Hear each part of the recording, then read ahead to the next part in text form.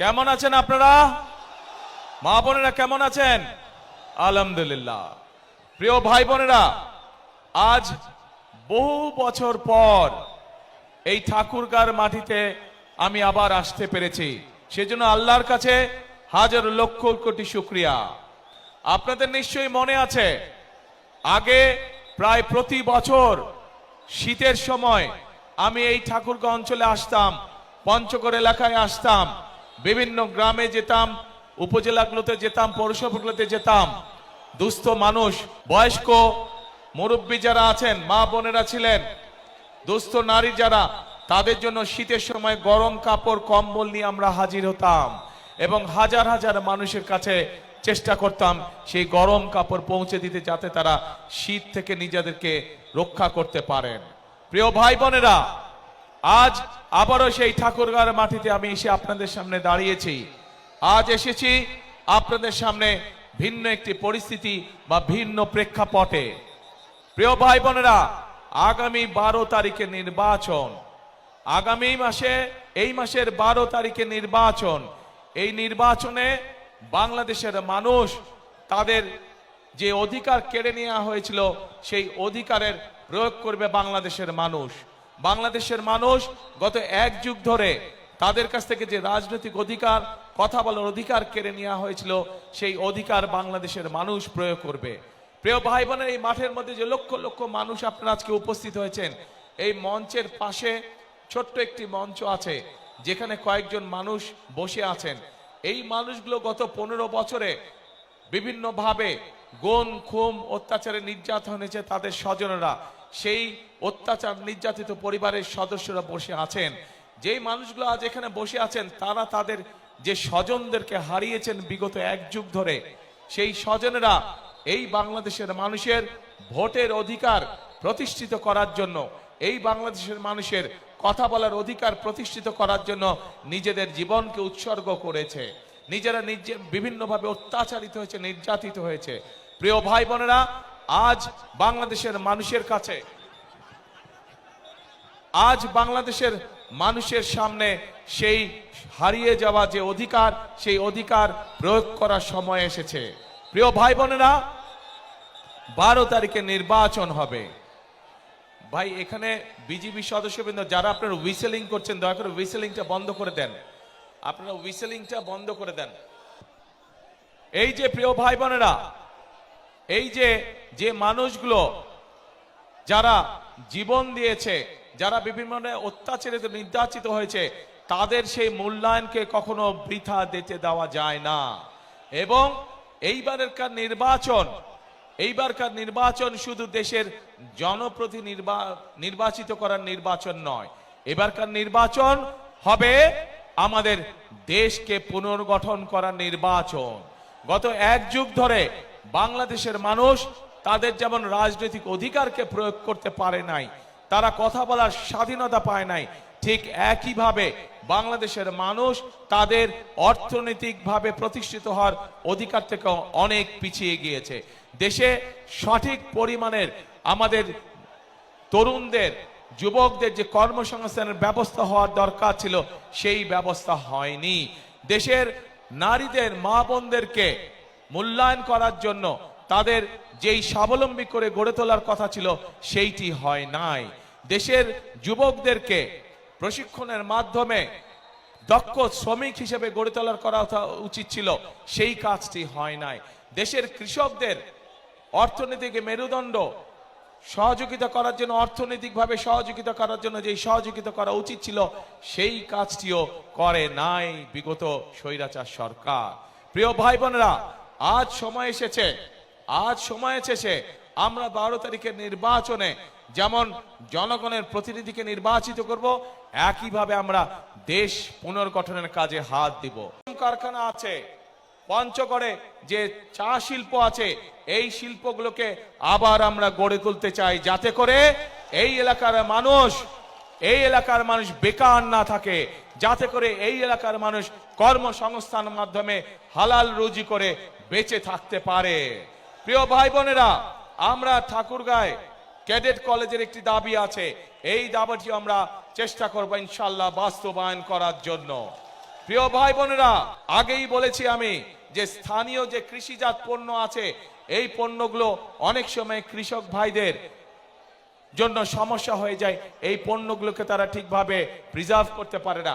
সেই জন্য এই সমগ্র এলাকায় ঠাকুরগাঁ সহ পঞ্চগড় সহ দিনাজপুর এলাকায় আমরা বিভিন্ন জায়গায় যেখানে যেখানে প্রয়োজন আমরা কৃষকদের উপযোগী করে হিমাগার তৈরি করতে চাই, যেন তারা তাদের উৎপাদিত পণ্য সঠিকভাবে সংরক্ষণ করতে সক্ষম হতে পারে। এই এলাকায় বহু শিক্ষিত যুবক আছে যারা আইটিতে কাজ করে থাকেন। সেই জন্য আমরা এই এলাকায় কৃষিকে যেরকম জোর দিব, কৃষির সাথে সম্পর্কিত শিল্প কারখানা যেমন গড়ে তুলব, একইভাবে যারা আইটিতে কাজ করে তাদের জন্য আইটি পার্ক বা আইটি হাব আমরা গড়ে তুলতে চাই, যাতে এলাকার ছেলেরা এলাকা থেকেই তারা তাদের কর্মসংস্থানের ব্যবস্থা করতে পারে। প্রিয় ভাই বোনেরা, এখন প্রিয় ভাই বোনেরা,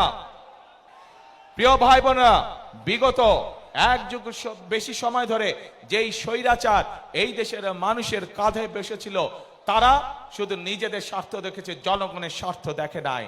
সেই জন্যই আমরা দেখি যে বাংলাদেশে, সমগ্র বাংলাদেশে কিভাবে বাংলাদেশের মানুষ, সাধারণ মানুষ চিকিৎসা থেকে বঞ্চিত হয়েছে। প্রিয় ভাই বোনেরা, আমরা বাংলাদেশের মানুষের কাছে গ্রামে গ্রামে বিশেষ করে মা বোনদের জন্য এবং শিশুদের জন্য চিকিৎসা ব্যবস্থা নিশ্চিত করতে চাই, এবং সে কারণেই আমরা সিদ্ধান্ত গ্রহণ করেছি যে ইনশাআল্লাহ বিএনপি আপনাদের ভোটে আল্লাহর রহমতে সরকার গঠন করলে আমরা হেলথ কেয়ারার নিযুক্ত করব, যাদের দায়িত্ব হবে গ্রামে গ্রামে গিয়ে মা বোনদের এবং শিশুদেরকে ঘরে বসে চিকিৎসা সুবিধা প্রদান করা, এবং একই সাথে এই এলাকার মানুষ যাতে আরো ভালো চিকিৎসা পায়, সেই জন্য মেডিকেল কলেজের যে দাবিটি আছে ইনশাআল্লাহ সেটিও আমরা বাস্তবায়ন করব। প্রিয় ভাই বোনেরা, এই এলাকার মানুষ যাতে উচ্চ শিক্ষায় শিক্ষিত হতে পারে এবং নিজেকে গড়ে তুলতে পারে, তার জন্য পাবলিক ইউনিভার্সিটির একটি বিষয় আছে, সেই বিষয়টিকে ইনশাআল্লাহ আমরা দেখব।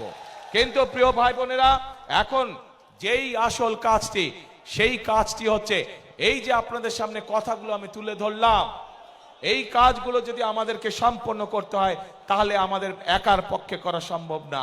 আমাদেরকে আপনাদের সহযোগিতা প্রয়োজন, আপনাদের দোয়া প্রয়োজন, আপনাদের সমর্থন প্রয়োজন, আপনাদের ভোট প্রয়োজন। প্রিয় ভাই বোনেরা, আজ আমি ঠাকুরগাঁ, দিনাজপুর, নীলফামারী সমগ্র এলাকার এই বৃহত্তর এলাকার মানুষের কাছে, ভাই বোনদের কাছে, মা বোনদের কাছে আজকে আমি এসেছি ধানের শীষের পক্ষে ভোট চাইতে। আপনারা যদি আমাদের হাতকে শক্তিশালী করেন, আপনারা যদি আমাদেরকে সমর্থন দেন, ইনশাআল্লাহ অতীতে যেমন বিএনপি সকল সময় আপনাদের পাশে ছিল, এলাকার উন্নয়নের জন্য কাজ করেছে, মানুষের দুঃখ ঘুচানোর জন্য কাজ করছে, ইনশাআল্লাহ ভবিষ্যতেও আমরা একইভাবে আপনাদের পাশে থাকব, একইভাবে এলাকার উন্নয়নের কাজ করব, একইভাবে আমরা এলাকার মানুষের দুঃখ ঘোচানোর কাজ করব। প্রিয় ভাই বোনেরা, আজ এটি নির্বাচনী জনসভা। আমি আজকে মনে করি এই নির্বাচনী জনসভায় সাধারণত আমরা কি দেখেছি, নির্বাচনী জনসভায় আমরা দেখি যে সাধারণত এক দল আরেক দলের বিপক্ষে কথা বলে থাকে। কিন্তু আজ যদি আমি অন্য কোনো দলের বিপক্ষে কথা বলে থাকি, তাহলে জনগণের কি তাতে কোনো লাভ হবে? জনগণের লাভ হবে না। জনগণের জানতে চায় যে জনগণ যে আমাদেরকে ভোট দিবে, আমরা জনগণের জন্য কি করব, এলাকার জন্য কি করব, এলাকার মানুষের জন্য আমরা কি করব। সেই জন্যই আজকে আপনাদের সামনে আমরা আমাদের দলের যে পরিকল্পনা, সেই পরিকল্পনাগুলো আমরা আপনাদের সামনে তুলে ধরেছি, এবং এই পরিকল্পনা তুলে ধরার মাধ্যমেই যেই কাজগুলো করব, সেই কাজগুলো করার মাধ্যমে আজ আপনাদের সমর্থন আমরা প্রত্যাশা করছি, আপনাদের সমর্থন আমরা আশা করছি। বাংলাদেশে সাধারণ মানুষ, খেটে খাওয়া মানুষ নিরাপদে রাস্তায় চলাচল করতে পারবে। যেই বাংলাদেশে সাধারণ মানুষ নিরাপদে ব্যবসা বাণিজ্য চাকরি বাকরি করতে পারবে, যেই বাংলাদেশে মা বোনেরা নিরাপদে কর্মসংস্থানের ব্যবস্থা করতে পারবে, নিরাপদে পথে চলাচল করতে পারবে, যেই বাংলাদেশের শিশুরা, ভবিষ্যৎ প্রজন্মরা তাদের শিক্ষা ব্যবস্থা সুন্দরভাবে করতে পারবে, যাতে করে তারা মানুষ হয়ে গড়ে উঠতে পারে। যেই বাংলাদেশে তরুণ সমাজেরা, যুব সমাজের সদস্যরা তাদের লেখাপড়ার পরে কোনো না কোনো একটি কর্মসংস্থানের ব্যবস্থা করতে পারবে, তাদেরকে বেকার থাকতে হবে না। যেই বাংলাদেশে আমরা এমন একটি বাংলাদেশ চাই, যে বাংলাদেশে মানুষ অন্তত ন্যূনতম চিকিৎসা ব্যবস্থা থেকে, চিকিৎসা সুবিধা থেকে বঞ্চিত হবে না। প্রিয় ভাই বোনেরা, এইরকম যদি একটি বাংলাদেশ আমরা গড়ে তুলতে চাই, তাহলে আপনাদের প্রত্যেকটি মানুষের সহযোগিতা আমাদের প্রয়োজন, সমর্থন আমাদের প্রয়োজন। প্রিয় ভাই বোনেরা, আপনারা কি এরকম বাংলাদেশ গড়তে চান? কারা কারা এরকম বাংলাদেশ গড়তে চান? তাহলে প্রিয় ভাই বোনেরা, আমাদের কাজ একটি, কথা একটি। সেই কাজ এবং সেই কথা হলো, করব কাজ। কি ভাই? করব কাজ, গড়ব দেশ, সবার আগে বাংলাদেশ। প্রিয় ভাই বোনেরা, আমরা আন্দোলন করেছি, আমরা 71 সালে যুদ্ধ করেছি, আমরা এই দেশকে স্বাধীন করেছি। 2024 সালে আমরা ছাত্র জনতার অভ্যুত্থান দিয়ে এই দেশের স্বাধীনতা রক্ষা করেছি। এখন আমাদেরকে দেশকে গঠন করতে হবে, এখন আমাদের এই দেশকে তৈরি করতে হবে, এই দেশের অর্থনীতিকে, এই দেশের গণতন্ত্রকে আমাদেরকে মজবুত করে গড়ে তুলতে হবে, যাতে এই দেশের মানুষের সামনে একটি নিরাপদ ভবিষ্যৎ তৈরি হতে পারে। প্রিয় ভাই বোনেরা, 71 সালে আমরা যখন যুদ্ধ করে দেশ স্বাধীন করেছিলাম, তখন আমরা দেখিনি কে মুসলমান, কে বৌদ্ধ, কে হিন্দু, কে খ্রিস্টান। আমরা 2024 সালের গণ অভ্যুত্থানে যখন রাজপথে সারা বাংলাদেশের মানুষ নেমে এসেছিল স্বৈরাচারের বিরুদ্ধে, আমরা দেখিনি কে মুসলমান, কে হিন্দু, কে বৌদ্ধ, কে খ্রিস্টান।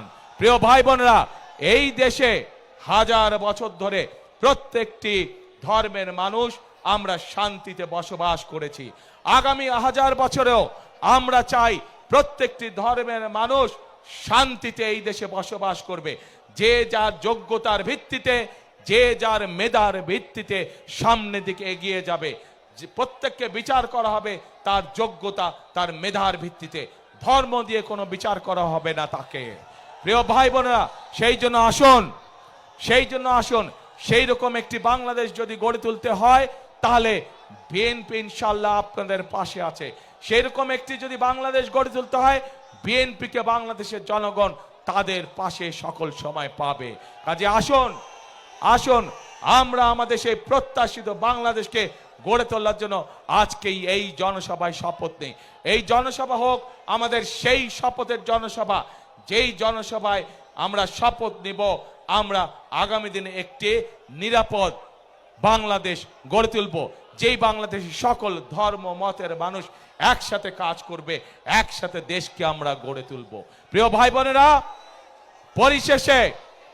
পরিশেষে আমি এই এলাকার উন্নয়ন, এই বাংলাদেশের উন্নয়নের জন্য আপনাদের সকলের কাছে ধানের শীষের পক্ষে ভোট চাইয়ে যাচ্ছি আপনাদের কাছে।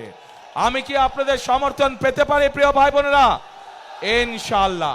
এবং এই যে আমার সাথে যেই মানুষগুলো দাঁড়িয়ে আছেন, আপনাদের এলাকার সন্তান, এই মানুষগুলোর হাতে আমরা দলের পক্ষ থেকে ধানের শীষকে তুলে দিয়েছি। এই প্রত্যেকটি মানুষকে আপনারা 12 তারিখ পর্যন্ত দেখে রাখবেন। 12 তারিখে এরা নির্বাচিত হলে পরে তাদের দায়িত্ব হবে 24 ঘন্টা আপনাদেরকে দেখে রাখা, এই এলাকাকে দেখে রাখা, এই এলাকার মানুষকে দেখে রাখা। আমি কি এই মানুষগুলোকে আপনাদের হাতে দিয়ে যেতে পারি? ইনশাআল্লাহ।